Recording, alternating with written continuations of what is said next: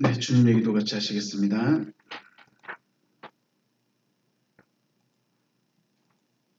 먼저 원어로 같이 보십니다. 시작.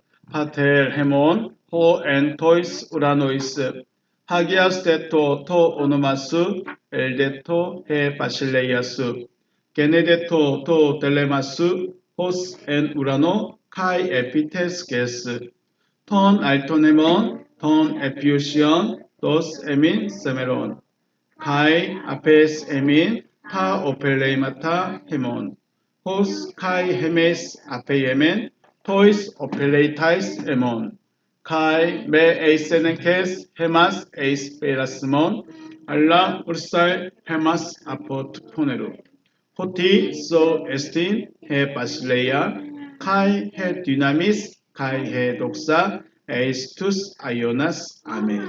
아멘. 다시 한번 보실 때 의역된 부분으로 보시겠습니다. 시작. 하늘뜰 안에 계신 우리 아버지, 당신의 이름이 거룩히 여김을 받으시오며 당신의 나라가 임하시오며 당신의 뜻이 하늘 안에서와 같이 땅 위에서 이루어지게 하옵소서. 오늘날 우리에게 위에 있는 우리의 양식을 주시옵소서. 그리고 우리가 우리에게 빚진 자의 빚을 사하여 준 것 같이 우리의 빚을 우리에게서 사하여 주시옵소서. 우리를 시험에 들어가게 하지 마시고 다만 악으로부터 우리를 구하시옵소서. 왜냐하면 그 세대는 당신의 나라이며 능력이며 영광이기 때문입니다. 아멘. 네, 오늘 말씀 봅니다. 신약성경 갈라디아서 4장입니다. 갈라디아서 4장 21절에서 26절까지인데 원고가 숫자가 거꾸로 되어 있네요.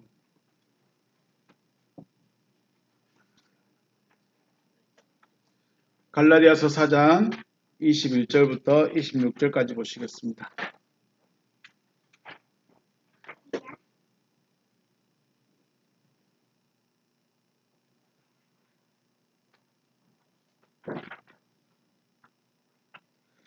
(21절부터) 봅니다. 제가 봉독합니다. 내게 말하라. 율법 아래에 있고자 하는 자들아, 율법을 듣지 못하였느냐? 기록된 바 아브라함에게 두 아들이 있으니 하나는 여종에게서 하나는 자유 있는 여자에게서 낳았다 하였으며 여종에게서는 육체를 따라 낳고 자유 있는 여자에게서는 약속으로 말미암았느니라. 이것은 비유니 이 여자들은 두 언약이라. 하나는 신의 산으로부터 종을 낳은 자니 곧 하갈이라. 이 하갈은 아라비아에 있는 신의 산으로서 지금 있는 예루살렘과 같은 곳이니 그가 그 자녀들과 더불어 종 노릇하고 오직 위에 있는 예루살렘은 자유자니 곧 우리 어머니라. 아멘. 할렐루야. 주님의 이름으로 축복하고 사랑합니다. 하나님은 여러분과 저의 아버지가 되기를 원하십니다. 하나님께서 여러분과 저의 아버지라는 것, 아버지가 된다는 것은 하나님으로부터 나음을 받아야 한다. 혹은 나음을 받았다라는 의미가 되는 거죠. 육신의 부모님으로부터 나음을 받았을 때 우리는 출생신고라는 것을 통해서 법적으로 부모와 자녀의 관계임을 증명합니다. 그냥 낳았다고 데리고 있을 수 없습니다. 물론 그래도 되겠지만 법적으로 그리고 모든 사람 앞에서 공식적으로 부모와 자녀의 관계를 확인하기 위해서 우리는 출생신고라는 것을 하게 되어 있죠. 그렇다면 여러분과 제가 하나님으로부터 나음을 받았다는 법적인 증거가 있을까? 내가 하나님을 아버지라고 부를 수 있는 분명한 증거 있을까? 있을까요? 내가 하나님을 아버지라 부를 수 있는 확실한 증거. 증거가 없는데 과연 하나님을 아버지라 부를 수 있을까? 생각해 봐야 되지 않을까요? 우리 로마서 말씀 한번 볼까요? 로마서 8장 16절 17절 말씀. 로마서 8장 16절에서 17절 읽습니다. 성령이 친히 우리 영과 더불어 우리가 하나님의 자녀인 것을 증언하시나니 자녀이면 또한 상속자 곧 하나님의 상속자여 그리스도와 함께한 상속자니 우리가 그와 함께 영광을 받기 위하여 고난도 함께 받아야 할 것이니라. 아멘. 자, 로마서 말씀을 보니까 성령이 우리가 하나님의 자녀인 것을 증언하십니다. 이게 법적인 거죠. 결국은 하나님의 영이 내 안에서 내가 하나님의 자녀인 것을 증언을 해 주셔야 돼요. 그렇다고 해서 성령이 하나님, 이 아들은, 이 사람은 하나님의 자녀가 되었습니다고 선언해 주는 그런 선언일까? 자, 우리 한번 볼까요? 아우토, 그가요, 터프뉴마, 그 성령께서 쉰말트레이 함께 증거합니다. 같이 증거하고 있어요. 증거를 하는데 두 입이 다르면 안 되겠죠. 두 입이 다르다는 것은 말이 다르면 안 되는 거죠. 결국 성령이 하시고 싶은 말과 내 입술에서 나오는 말이 같아야 돼요. 함께 증언하십니다. 더 푸뉴마 헤몬, 우리의 영으로. 여기서는 푸뉴마티니까 앞에는 푸뉴마로 돼 있어요. 더 푸뉴마로 돼 있고 뒤에는 더 푸뉴마티 돼 있어요. 근데 뒤에가 헤몬이 붙어 있어요. 한 단어예요. 우리의 영적인 것. 여러분의 영적인 것은 뭐예요? 완전 영적인 것. 우리의 영적인 것은 말씀밖에 없습니다. 우리의 영적인 것은 뭐 은사다 아니면 기적이다 이런 것도 중요하겠지만 우리의 완전한 영적인 것은 내가 내 안에서 말하는 하나님의 말씀밖에 없습니다. 영적인 것. 그러니까 성령께서 내가 영적인 말하는 것과 같이 증거해야 돼요. 결국 성령의 말과 내 말이 같아야 된다는 거죠. 호티 에스멘 테크나테우 하나님의 자녀. 우리가 하나님의 자녀이기 때문에 결국은 하나님의 자녀는 누구의 말을 해요? 하나님의 말을 해요. 하나님의 보내신 자는 누구의 말을 해요? 하나님의 말씀을 해요. 그래서 우리가 하나님의 자녀라면 아니면 우리가 하나님의 자녀이기 때문에 나의 영적인 것은 성령과 같이 말하는 거예요. 그래서 내가 하나님의 자녀임이 증명이 되는 겁니다. 그냥 설교하니까 직분이 있으니까 오래됐으니까가 아니라 하나님의 말씀을 말하고 있어야 돼요. 나 혼자 말하는 것이 아니라 성령이 같이 함께 말해야 됩니다. 사도행전에서 오순절날이 이르기 전에 제자들이 다 어떻게 있었을까요? 예수님이 죽고 제자들은 흩어졌다가 예수님이 부활하니까 부활의 소식을 듣고 다 모였고요.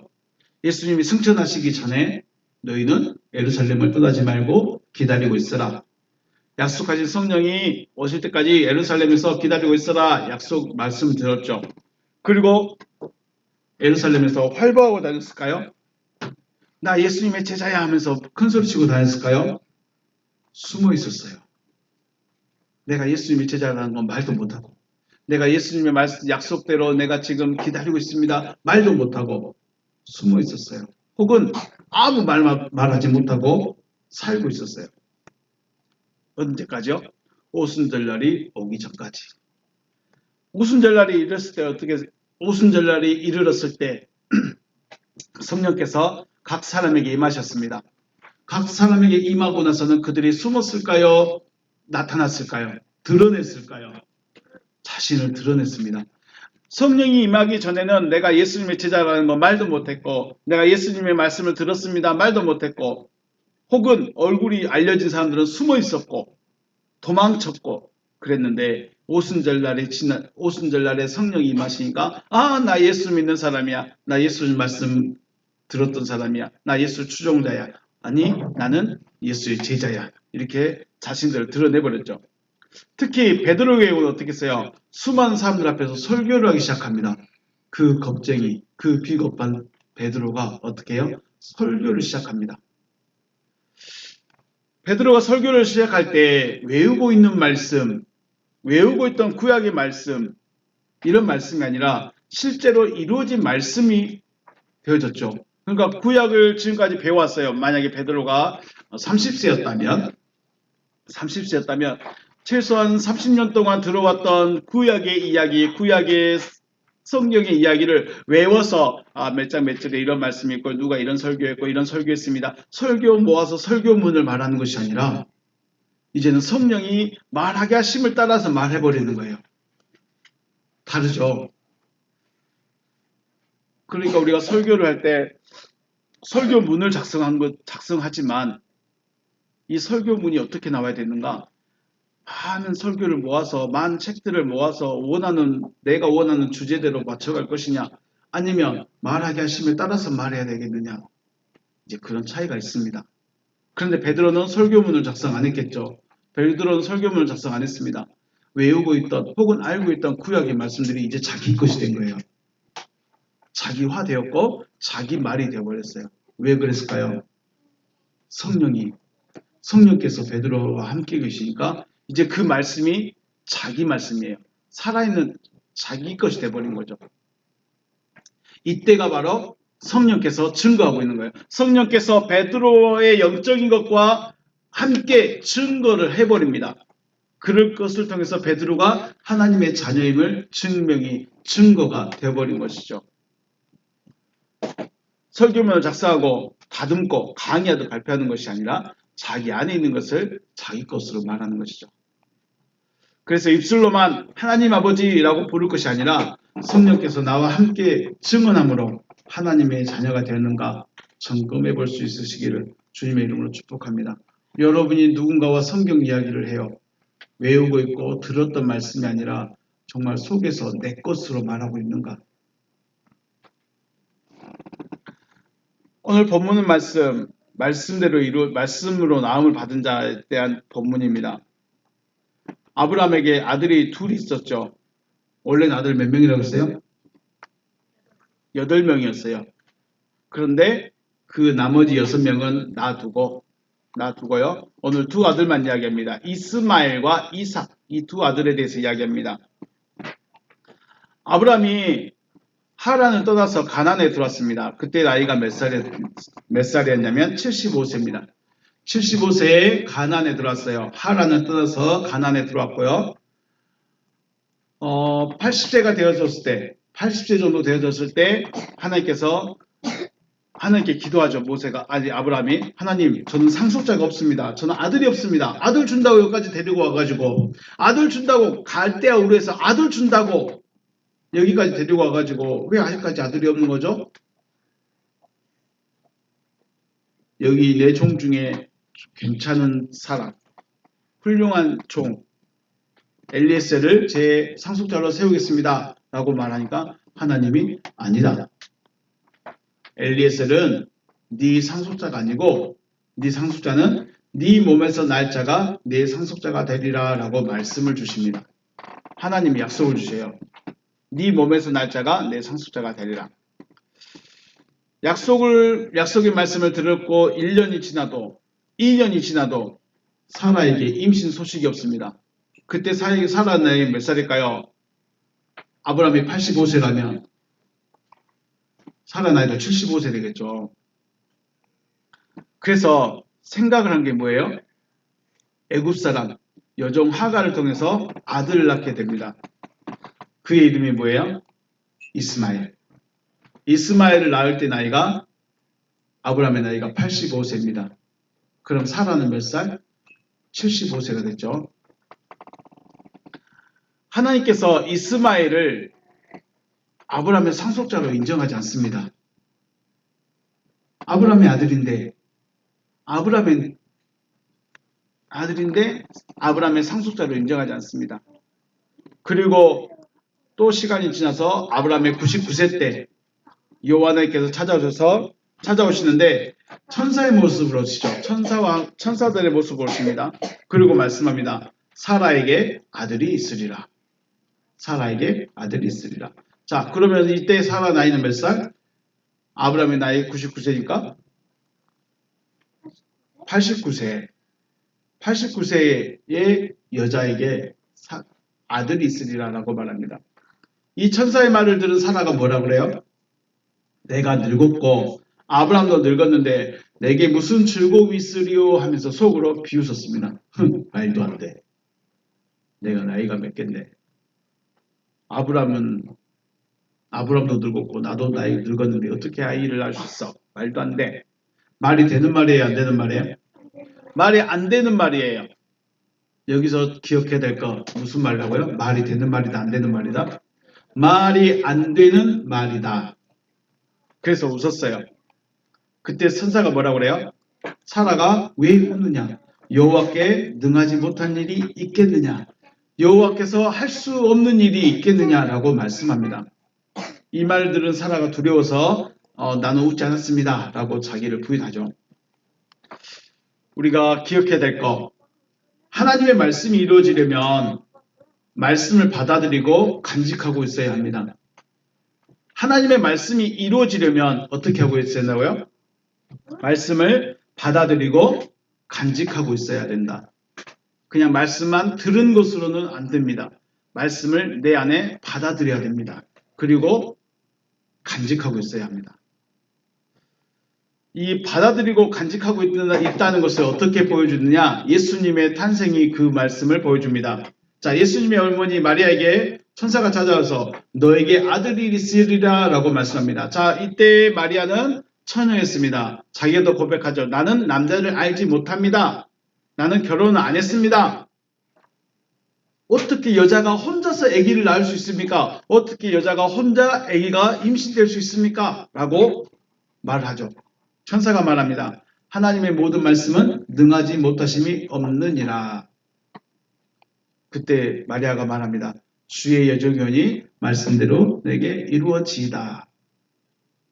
마리아가 아이를 임신할 수 있다는 게 상식적인가요? 비상식적인가요? 비상식적이에요. 마리아가 아이를 가질 수 있다는 게 말이 되는 말이에요? 말이 안 되는 말이에요? 말이 안 되는 말입니다. 앞에서 보았던 사라 89세에 나이 먹은 여자가 아이를 가진다? 말이 안 되는 말이었어요. 결혼하지 않는 마리아가 아이를 갖는다. 그것도 남자를 알지 못하는 여자가 아이를 갖는다. 말이 안 되는 말이었습니다. 그런데 마리아는 뭐라고 했어요? 주의 종이오니 말씀대로 내게 이루어지이다 라고 말합니다. 상식적으로는 이해할 수 없는 일이지만, 일어날 수 없는 일이지만 천사의 말, 곧 하나님의 하실 일에 대해서 말씀을 어떻게 했어요? 수용하는 겁니다. 그래요. 알아서 하세요. 말씀대로 내게 이루어질 겁니다. 라고 받아들인 겁니다.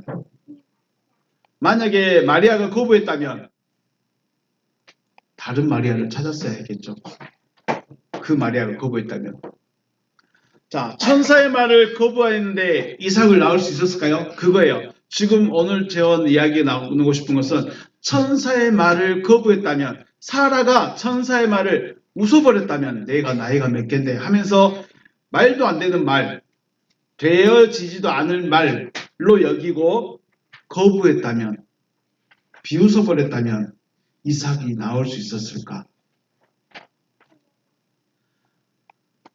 성경에는 기록되지 않았지만 이것이 바로 말씀의 이루어짐의 원리를 말하는 겁니다. 사라가 이삭을 낳느냐 안 낳느냐, 다른 사라가 이삭을 낳아야 되느냐, 지금 우리는 이 과학적인 원리, 논리, 생물학적인 어떤 증거, 이것이 우리에게 중요한 것이 아니에요. 지금 우리에게 중요한 것은 하나님의 말씀이 이루어지는 원리를 말하는 거예요. 하나님의 말씀이 어떻게 우리에게 이루어질 수 있는가? 하나님이 우리에게 이루고 싶은 것이 무엇인가? 이거 말하고 싶은 거예요.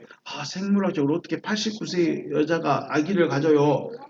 있을 수 없는 거죠. 아기 임신에 배에다 넣고 다니기도 힘들겠네요. 혹은 마리아가 아직 남자를 알지 못하는데 어떻게 아기를 가질 수 있어요? 혼자 번식이에요? 막 이런 과학을 논하고 싶은 것이 아니고 이치를 논하고 싶은 것이 아니고 뭘 말하고 싶은 거예요? 하나님의 말씀의 이루어짐의 원리를 말하고 싶은 거예요. 하나님의 말씀의 이루어짐의 원리의 기본이 뭐예요? 말씀을 받아들이는 거예요. 겨울에 누가 주셨던 그 과일 컵 안에 땡귤이 있었습니다. 땡귤. 꼬마 귤이 있었어요. 꼬마 귤을 먹고 그 씨를 저 뒤에 화분에 심어놨어요. 화분에 심어놓으니까 그 씨가 살아있어서 생명력이 있어서 뭐가 올랐을까요? 싹이 올라왔어요. 씨가 없는데 귤나무에 싹이 올라올 수 있을까요? 씨가 없는데 귤나무에 나무가 나올 수 있겠냐 그죠?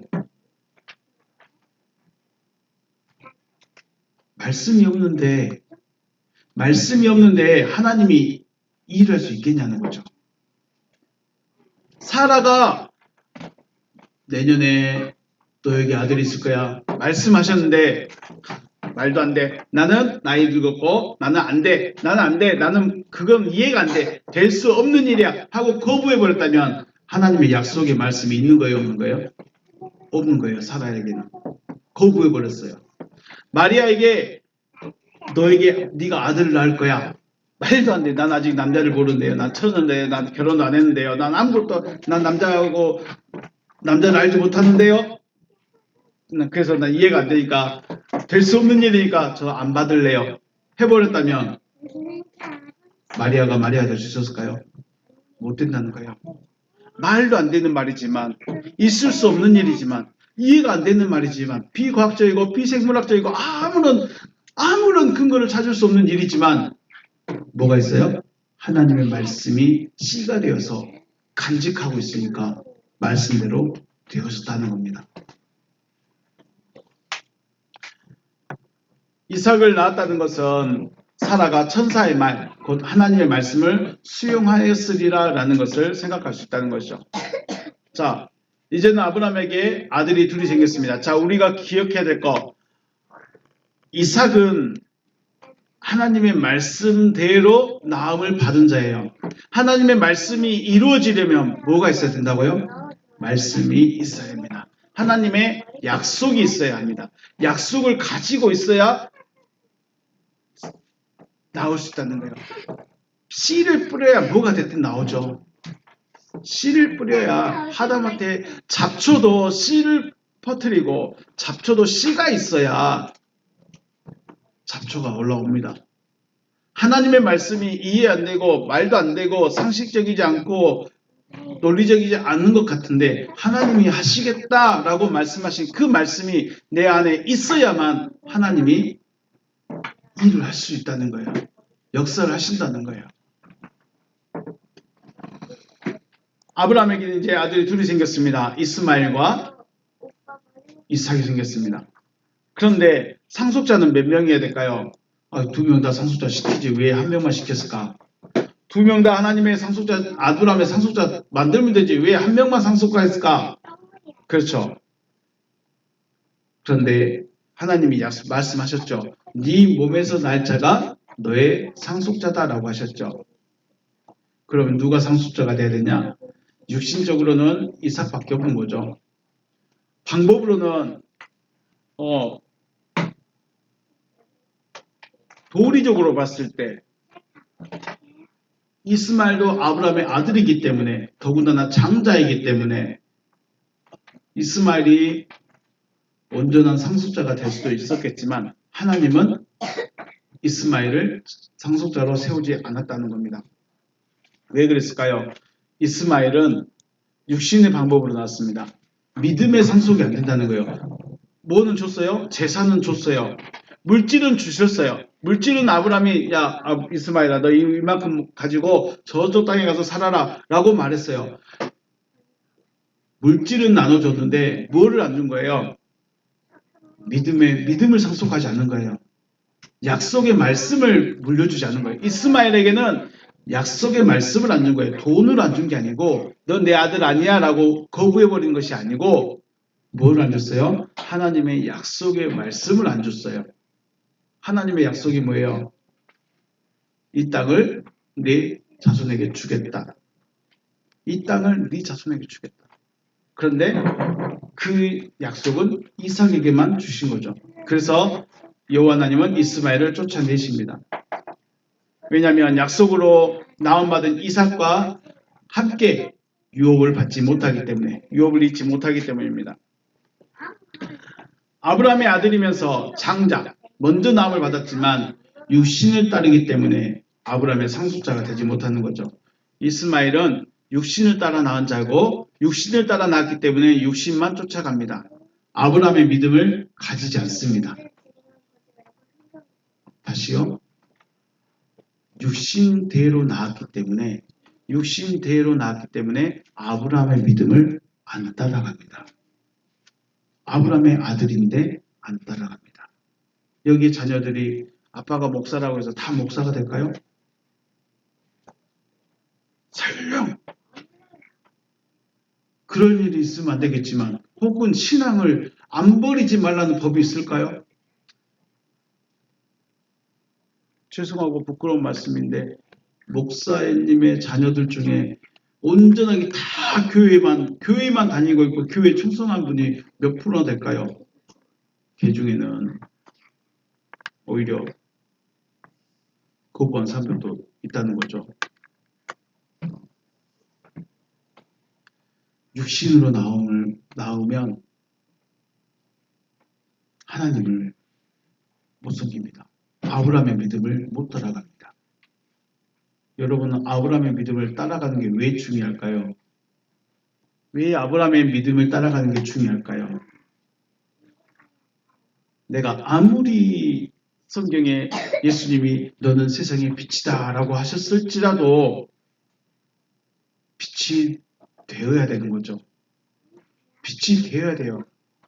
근데 아브라함에게 약속하신 말씀이 뭐예요? 네 아들은, 네 자손은 하늘의 별같이 빛날 것이다. 곧 빛나는 자, 별이 되라는 거예요. 빛이 되라는 거예요. 아브라함의 자손이 중요한 이유는 빛이 되기 때문에 중요합니다. 아브라함의 자손이면서 아브라함의 믿음을 따라가지 않으면 빛이 아니라는 거예요.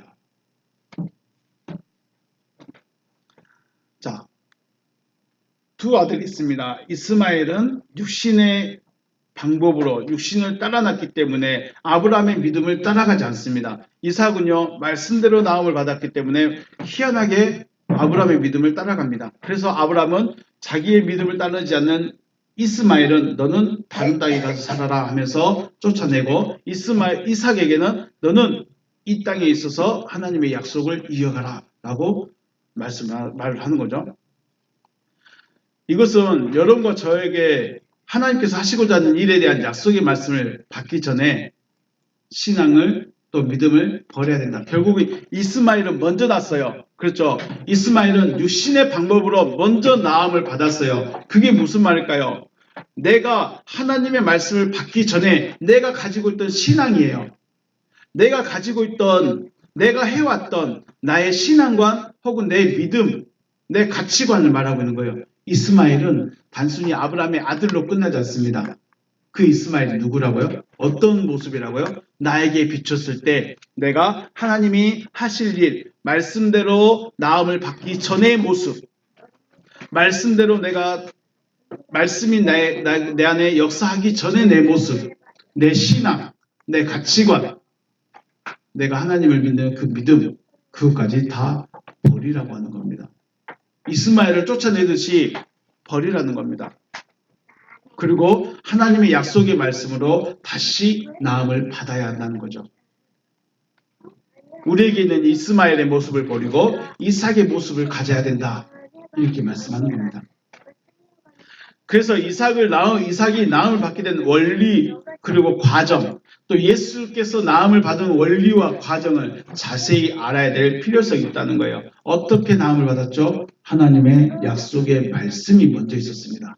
뭐가 있었다고요? 하나님의 말씀이 있습니다. 그 말씀을 사라가 어떻게 했어요? 거부했습니까? 받아들였습니까? 그 말씀을 마리아가 거부했습니까? 받아들였습니까?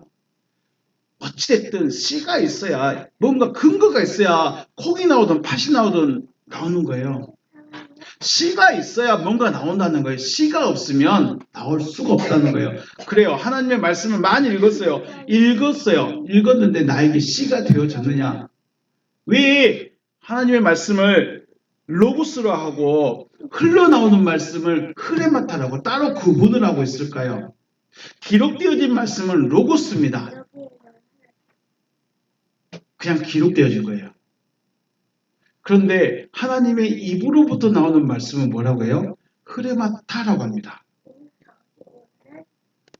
마태복음 4장에서 사람을 살리는 것은 어떤 말씀이라고 말합니까? 하나님의 입으로부터 나오는 말씀, 타 흐레마타 투 데우.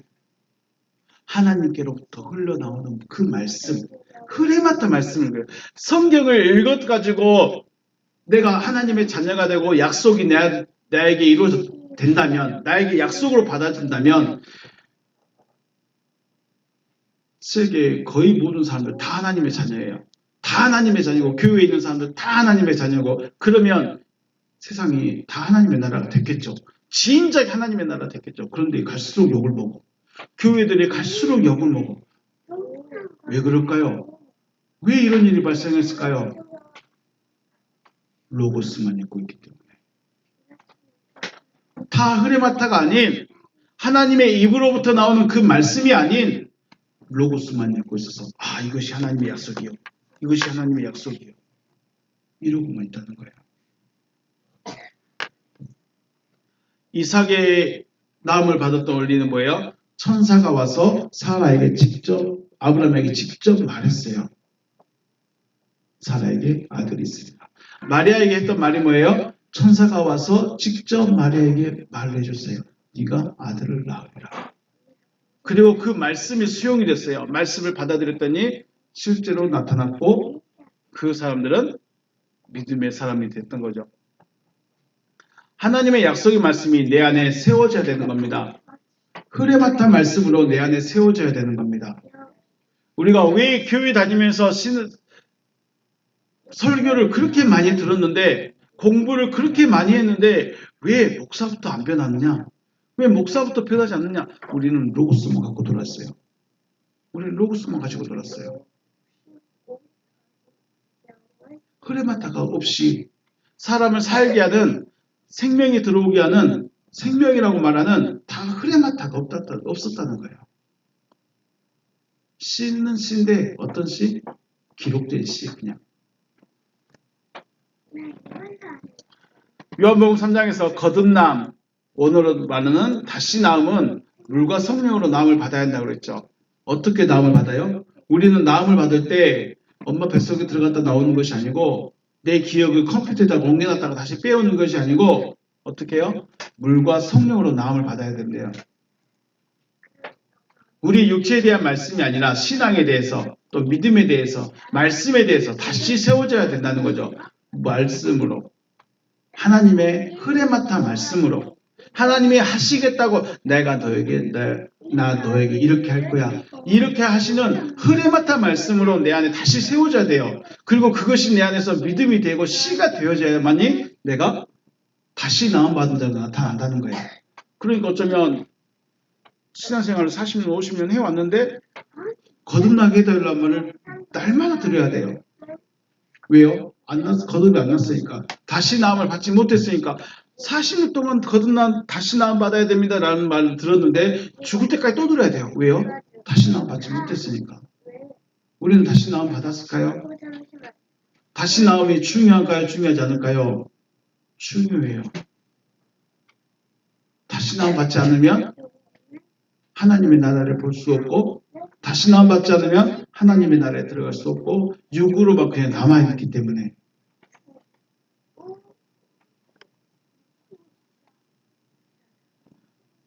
이 시간 여러분과 저는 하나님의 약속의 말씀으로 말씀으로 인하여서 이곳에 계십니까?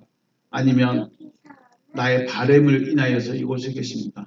내 소원이 이루어지라고, 내 문제 풀어주라고, 나 잘되게 해주라고,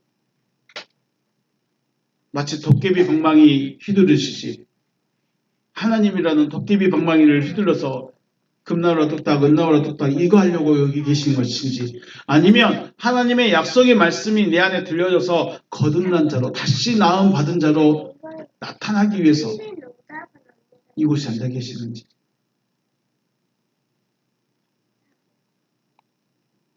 내가 알고 있던 믿음과 신앙 이건 뭐였습니까? 지금까지 알고 있던 건 예배에 빠지지 않으면 복 받는다. 예배 잘 드리면 복 받는다. 10의 1조 잘하면 복 받는다. 봉사 잘하면 복 받는다. 이거 아니었을까요? 교회에 오고 예수 이름 부르고 하나님의 이름 부르고 교회에서 봉사하는 게 복 받는 게 전부 아니었을까요? 이러한 신앙과 믿음에서 빠져나올 수 있을까요? 빠져나올 수 있을까요? 하나님의 약속은 뭐예요? 하나님의 약속, 너를 창조하겠다. 너를 다시 낳아주겠다. 아들을 주겠다. 또 생명을 주겠다. 하나님의 약속은 이거예요. 그러니까 이 약속, 이 말씀, 이런 말들이 나에게 들려줘야 되고, 하나님이 나를 창조하시겠다. 하나님이 나를 낳아주시겠단다. 하나님의 아들을 나에게 주시겠단다. 이게 믿음이, 이게 내 안에 들어와줘야 되는 거예요. 알고 있어요. 알고 있어요. 알고 있다고요. 알고 있다고요. 아니라 내 안에 들어와야 된다는 거예요. 그리고 내 안에 새겨져야 된다는 거예요. 기복신앙이 아닌 약속의 말씀이 믿어지기 원하는 신앙과 믿음으로 바꿔줘야 된다는 거죠. 바뀔 수 있을까요? 교회 왔는데 하나님 복 주세요. 하나님 잘 되게 해주세요. 하나님 문제 해결해 주세요. 이 기도 빼버릴 수 있을까요? 이거 내 자녀 잘 되게 해주세요. 이거 빼버릴 수 있을까요? 내 기도문에서 뺄 수 있을까요? 우리 잠깐 아까 시작할 때 로마서 8장 말씀 봤죠? 17절 말씀 보면 자녀이면 상속자 곧 하나님의 상속자라고 했어요. 우리는 상속자가 돼야 돼요. 하나님의 상속자가 돼야 돼요. 그냥 교회 다니는 건 이스마엘이에요. 아브라함의 아들입니다. 유대인이에요. 우리는 아브라함의 자손들입니다. 유대인이에요. 예수를 인정하지 않는, 예수를 믿지 않는 유대인이에요. 이스마엘은 아브라함의 자손이지만 분명히 아브라함의 아들이긴 맞지만 믿음의 상속자가 아니에요. 쫓겨난 자예요.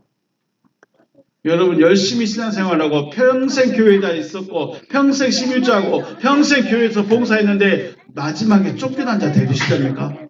마지막에 내가 너를 도무지 모르겠다. 넌 약속의 자소관이 아니구나. 쫓겨난 자 되기를 원하십니까?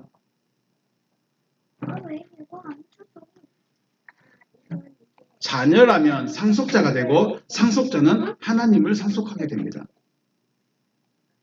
아브라함의 상속자는 약속의 말씀대로 나음을 받은 이삭이에요. 말이 안 되는 말이었죠. 다시요. 89세 아니 90세의 노인이 할머니가 자녀를 낳는다. 말이 되는 말이에요? 안 되는 말이에요? 안 되는 말이에요. 그런데 하나님이 말씀하셨어요. 너에게 아들이 있으리라. 말도 안 되는 말인데 이걸 하나님이 이루셨어요. 어떻게요? 사라가 말씀을 수용했어요. 자, 여러분이 하나님이 여러분을 창조하시겠답니다. 무슨 말인지 이해가 돼요? 난 이미 나와 있는데, 난 이미 존재하는데 뭘 창조한다는 거야? 하나님이 뭘 창조한다는 거야? 나는 이미 존재하고 있는데, 나는 이미 몸뚱아리로 존재하고 있는데 뭘 창조하겠다는 거지? 그런데 하나님이 창조하시겠답니다. 너를 다시 내가 어떻게 다시 낳지? 엄마 뱃속에 들어갔다가 나를 다시 낳아주신다? 말이 안 된대. 이해가 안 되는데. 하나님의 말씀이 이해가 될까요? 아들을 주겠답니다. 나한테만 줘도 될까? 이 온 세상에 예수 믿는 사람이 얼마나 많은데 나한테만 아들 줄까? 말이 안 되잖아요. 생명을 주겠답니다. 이 생명은 도대체 뭐야?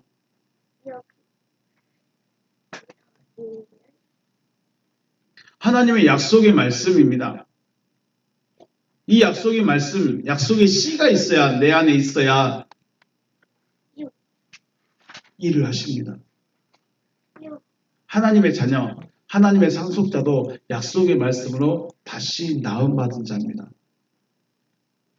그냥 설교가 아니고 그냥 성경책이 아니고 흐레마타 말씀입니다. 하나님의 입으로부터 나오는 말씀. 하나님이 하시겠다고 하시는 그 말씀. 그것이 과연 나한테 내 안에 새겨져 있는가? 그래서 그것이 이루어지기를 기다리고 있는가? 아브라함이 뭘 기다렸을까요? 아들 준다고 하셨으니까 아들 나오길 기다리고 있었겠죠. 안 나오니까, 안 되니까 자기 방법으로 먼저 쓴 거겠죠. 이삭은 약속의 말씀이 믿음이 되어졌기 때문에 번제단에서 죽어버립니다. 우리는 예수님 믿어 죽어야 돼. 죽어야 돼. 내가 왜 죽어요? 내가 왜 죽어요? 왜 자존심을 버리려고 그래요? 왜 자의식을 버리려고 그래요? 왜 내 생각을 버리려고 그래요? 그게 죽으라고 하는 건데 안 죽어져요. 우리의 고난이에요. 우리의 고난이 돈이 없는 고난, 병든 고난, 문제가 생긴 고난, 이게 고난이 아니라 약속의 말씀을 듣기 전에 내가 알고 있던 또 믿고 있던 신앙과 믿음을 버리는 데서 오는 고난인 거죠. 육체의 소욕을 죽이라는데 죽어질까요? 제가 최소한 신학을 하면서부터 내가 어떻게 하면 육신의 소욕을 줄일 수 있을까? 내가 어떻게 하면 내 마음의 욕심을, 내 마음의 이기심을 버릴 수 있을까? 어떻게 하면 나누면서 살 수 있을까?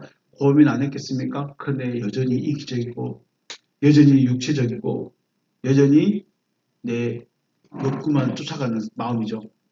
자아를 죽이라고 하는데 자아가 죽어질까요? 나는 죽었어. 내 아들이 뭘 하든 내 마음대로 해도 돼. 내 딸이 뭘 하든 네 마음대로 살아도 돼. 나는 죽었어. 난 생각이 없어. 일이 된가요? 안 돼요. 자아가 안 죽어요. 육체의 소욕이 안 죽어요. 갈라디아서 또 말하죠. 성령의 소욕을 따라 살지, 육체의 소욕을 따라 살지 말고 성령의 소욕을 따라 살아라. 될까요? 안 돼요. 왜요? 육체로 나옴받았기 때문에. 육신을 가지고 있기 때문에. 그러면 이걸 바꿀 수 있는 방법이 뭐냐 이거예요. 약속의 말씀이 내 안에 채워져야 되고 약속의 말씀이 내 안에 믿음이 되어져야 되고 약속의 말씀이 내 안에서 이루어져야만 되는 거예요. 그 전에는 안 된다는 거예요. 그 전에는 수행이에요. 고행이에요. 고행에서 안 그런 척 하는 것 뿐이죠. 어제 오는데 그래요. 부처는 사람인데 왜 신이라고 그래요? 부처는 그냥 자기의 소욕을 억제했을 뿐이에요. 정말로 마음속에 소욕이 없어졌을까요? 그냥 억제하는 것 뿐이죠. 최고로 잘 억제했다는 거예요. 사람 중에 이만큼 억제한 사람이 없었다. 이건 신만 할 수 있다라고 생각해서 야 당신이 우리 신으로 만들게요. 이랬지. 부처는 석가는 절대로 자기가 신이 되려고 하는 마음은 절대 없었습니다. 절대로 나는 신이 되고 싶은 마음이 있다 없다 없다. 그런데 그 따르는 제자들이 와 이 정도는 신이야. 이렇게 자기의 소욕을 버리고 자기의 욕심을 버리고 먹는 것까지 절제하고 먹는 것까지 포기해버리는 이건 신이야. 제자들이 그렇게 만들어 놓은 거지. 사람은 본질이 육신이기 때문에 소욕을 이길 수가 없어요. 어저께 밤 12시 주방을 정리하는데 새 김치가 눈에 보였습니다. 그 유혹을 못 이기고 밥 3숟가락을 먹었습니다.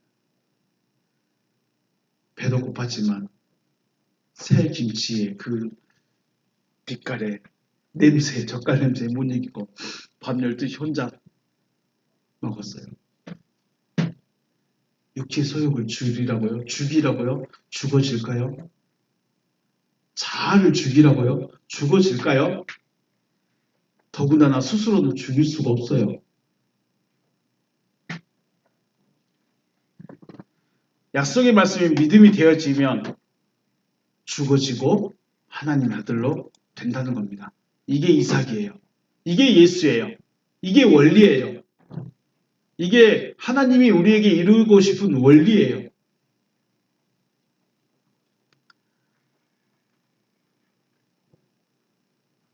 요한복음 1장 12절 영접하는 자 곧 그 이름을 믿는 자들에게는 하나님의 자녀가 되는 권세를 주셨어요. 주 이름을 믿는다. 주의 이름을 부른다고 혹은 하나님의 이름을 부른다고 믿는 자라고 우리는 이제 하지 않죠.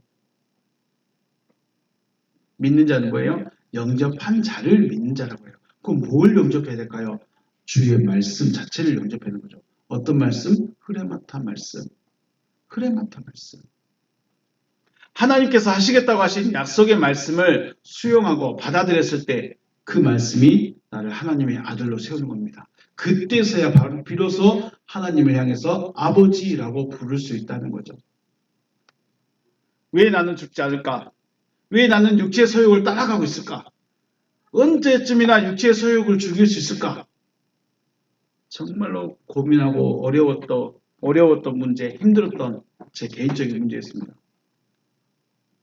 오늘 이렇게 말씀 나눈 것도 금요일날 말씀 전하는데 이 두 아들이 탁 떠오르는 거예요. 그래서 저는 혼자 속으로 물었죠. 아, 그렇구나. 내가 거듭날 수 있는 길은 말씀으로 나음을 받아야 되는구나. 그럼 그 말씀이 뭐냐? 하나님이 하시겠다고 하신 말씀입니다. 뭘 하시겠다고 했죠? 창조하겠다.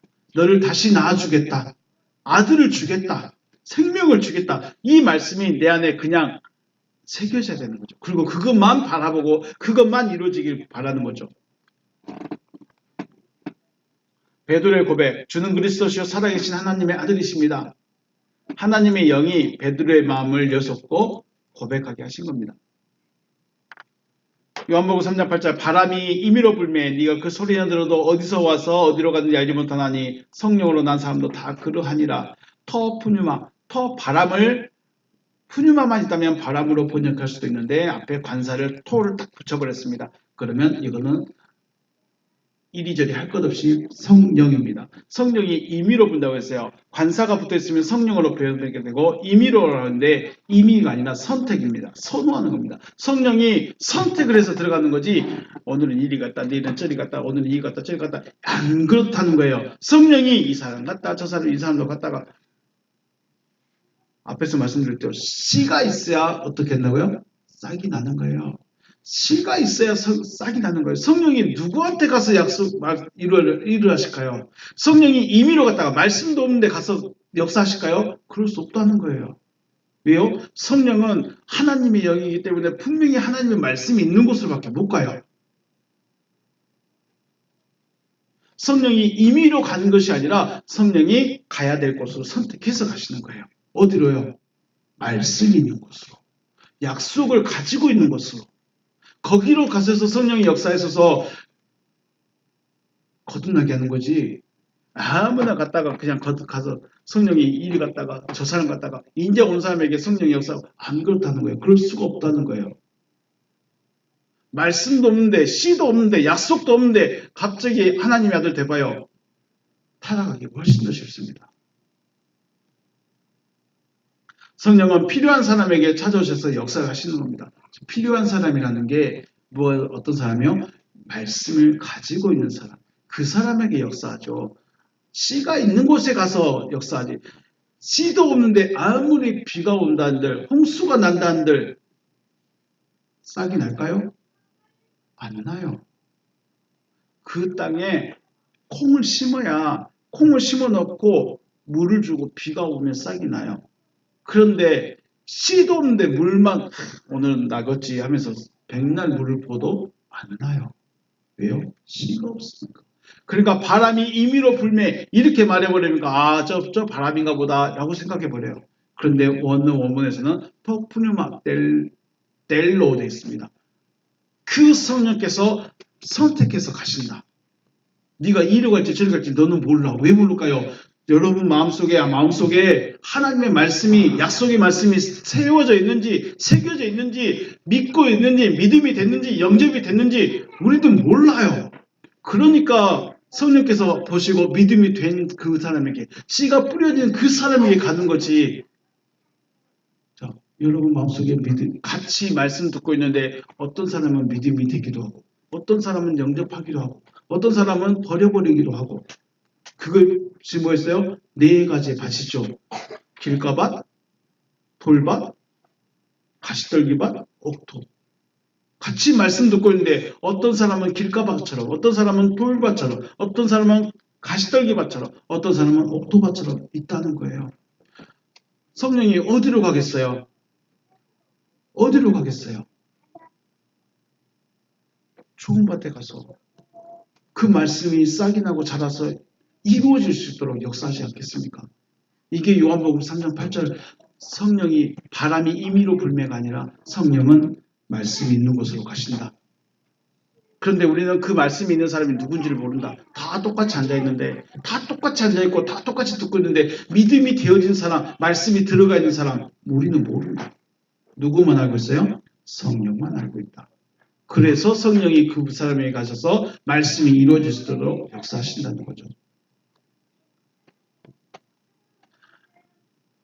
약속의 말씀을 들었고 간직하고 믿음이 되고자 하는 간절한 사람에게 성령께서 믿어질 수 있도록 역사하신다는 거죠.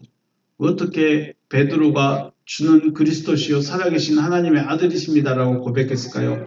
그 기간 안에 베드로의 마음속에 이분이 혹시 그런 마음이 있으니까 성령께서 고백하게 하셨죠. 그렇다고 해서 베드로가 완벽했느냐? 아니라고 했죠. 바로 주여 죽지 마옵소서. 절대로 주님에게는 그런 일이 없습니다. 라고 말해보니까 예수께서 뭐라고요? 사탄아 물러가라. 너는 나를 넘어지게 한 자다라고 말씀하시죠. 교회만 다니는 또 예수의 이름만 부르는 신앙이 아니라 하나님의 구원의 원리대로 약속을 믿는 믿음이 되어져서 말씀으로 다시 나아가는 여러분과 제가 되시기를 주님의 이름으로 축복합니다. 씨가 있어야 됩니다. 씨가 있어야 합니다. 그 씨는 흐레마타 씨입니다. 하나님의 입으로부터 나오는 그 말씀, 그 약속이 내 안에 새겨져야 돼요. 그래야 성령께서 가셔서 물을 주든 비를 내리든 해주시다는 거예요. 은혜의 담비 누구한테 내립니까? 은혜의 담비 누구한테 내려요? 씨에게 받습니다. 씨에게. 은혜 받았습니다. 아니요. 씨가 있는 곳에 은혜의 담비가 나오는 거예요. 하나님의 약속의 말씀이 있는 곳에 그 씨가 잘 자랄 수 있도록 도와주는 거예요. 저기 싹이 나가고 있는 한라봉 나무와 땡귤이 있어요. 제가 가끔씩 물을 줘요. 왜요? 싹이 났으니까 주지. 아무것도 없는 빈 화분에 물을 줘요, 안 줘요? 안 줘요. 빈 화분에 빈 땅은 절대 물 안 줘요. 잡초만 있어도 물 안 줘요. 내가 원하는 싹이 나면 그때 줍니다. 하나님도 성령도 마찬가지예요. 이 원리를 기억하시고 다시 나온 받기 위해서 하나님의 말씀이 여러분 안에 새겨지고 믿음이 되어지시기를 주님의 이름으로 축복합니다. 네. 오늘 여기서 마치겠습니다. 수고하셨습니다.